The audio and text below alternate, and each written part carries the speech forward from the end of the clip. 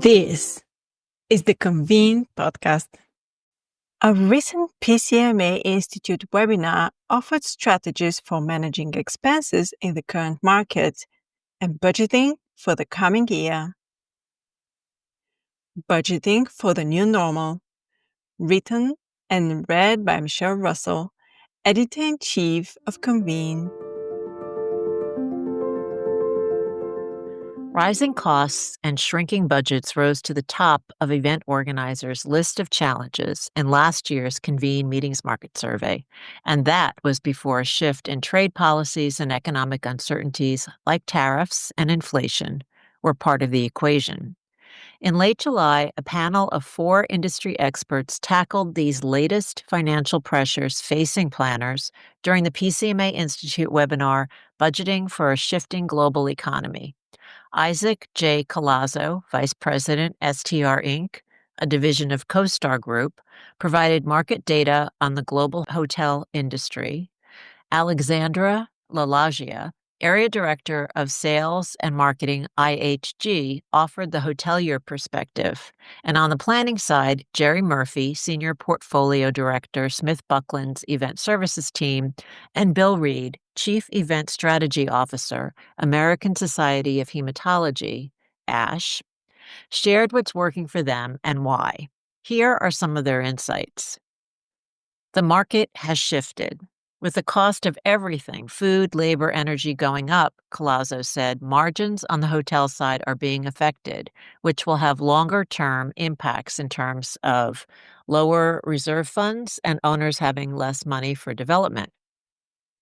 So while it may be a good time for the buying side, he said, it's not great for the hotel and development side. Lalogia emphasized that with hotels facing these rising costs, planners shouldn't expect to pay what they paid last year. We have to cover our costs as well, she said. I think hotels trained meeting planners badly pre-pandemic, Murphy said. If you pressured hotels enough, they would give in to you, but that's no longer the case.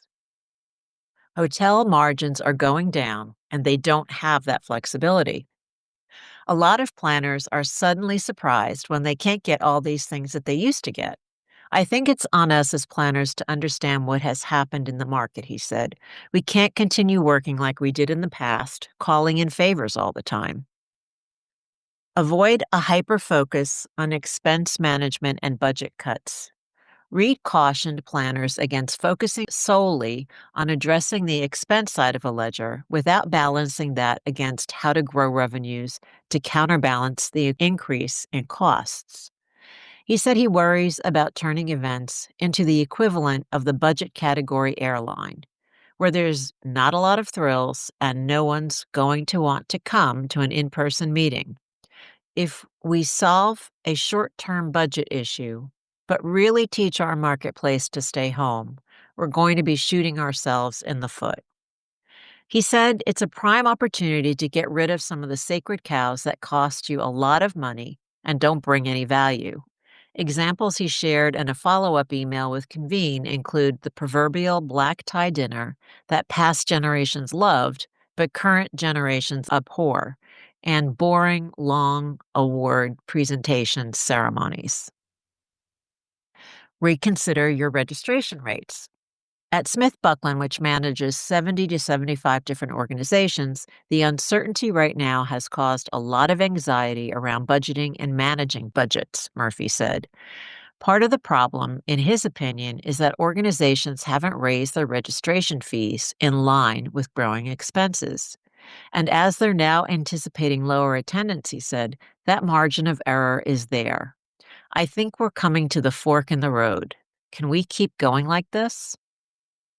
Manage internal and external stakeholders' expectations. It's critical to set expectations early in terms of market trends, rising costs, and the driving forces at hotels, Murphy said. Lowering expectations and being realistic about what is possible is not a bad idea right now, Reed agreed. You should help exhibitors and sponsors figure out what they should expect when they participate, so it's not a surprise to them when things cost more, he added. Likewise, avoid presenting the budget where the big numbers have escalated without any forewarning. I try to forward articles that I read and educate internal stakeholders along the way, he said. Lalogia also stressed how early and frequent communication with your hotel can help your bottom line. Hotels don't have much flexibility when you're telling them that your registration is down on your cutoff date and you're in significant attrition, she said. Let's mitigate some of that risk earlier and take some of those rooms back.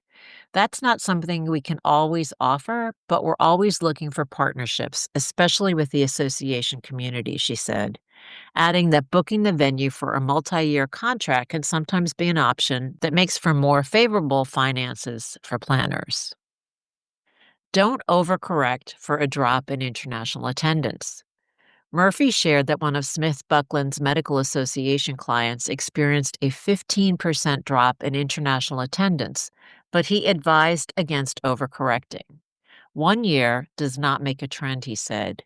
Look at your existing contracts for next year and understand your off-ramps, including cutoff dates, attrition dates, and cancellation date for your hotels and AV company. And when booking out future business, he suggested evaluating whether you can reduce what you're looking for or postponing entirely.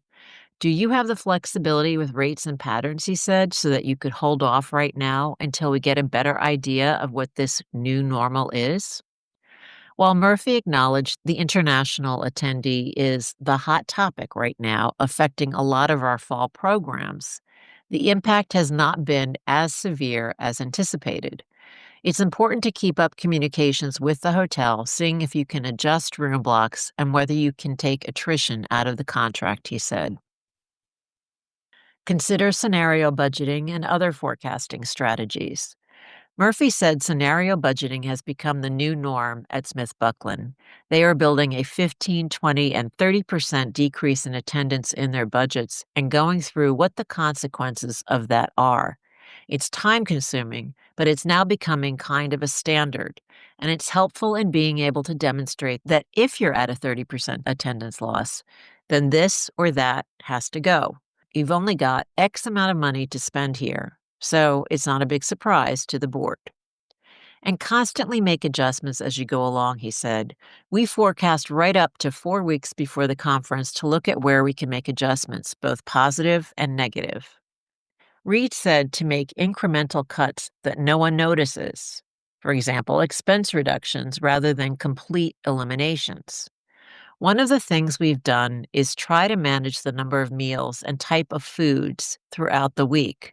A phrase frequently heard at ASH HQ is meatballs instead of lamb chops, he said. At most events, everyone's there at the beginning, not at the end, he said. So adjust your numbers accordingly and ask, does everybody need to get breakfast? I have found most hotels, convention centers, caterers, all vendors will tend to work with you on what items might be lower cost for them that they can pass along a lower cost to you, Reed said. But it takes dialogue and partnership. Be a better partner.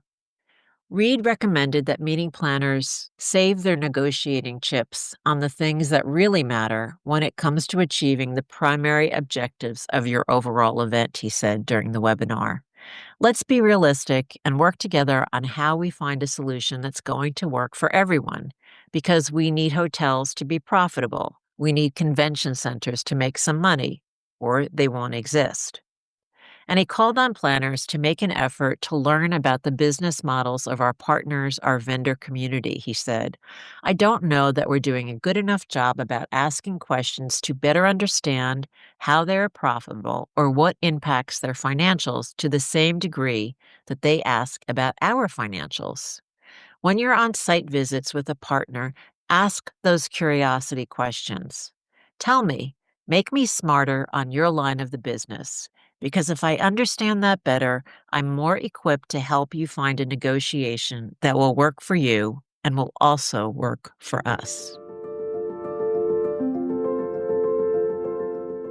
Remember to subscribe to the Convene podcast on your favorite listening platform to stay updated with our latest episodes. For further industry insights from the Convene team, head over to pcma.org/convene. My name is Maggie. Stay inspired, keep inspiring, and until next time.